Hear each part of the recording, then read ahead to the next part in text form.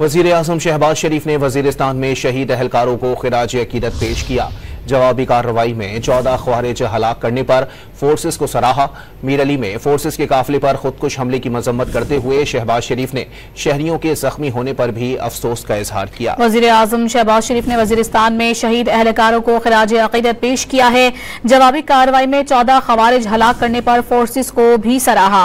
मीर अली में फोर्सेस के काफिले पर खुदकुश हमले की मजम्मत करते हुए वजीर आजम शहबाज शरीफ ने शहरियों के जख्मी होने पर भी इजहार अफसोस किया। वजीर आजम शहबाज शरीफ ने वजीरिस्तान में शहीद अहलकारों को खिराज अकीदत पेश किया।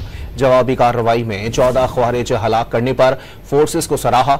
मीर अली में फोर्सेस के काफिले पर खुदकुश हमले की मजम्मत करते हुए शहबाज शरीफ ने शहरियों के जख्मी होने पर भी अफसोस का इजहार किया। वजीर आजम शहबाज शरीफ ने वजीरिस्तान में शहीद अहलकारों को खिराज अकीदत पेश किया है।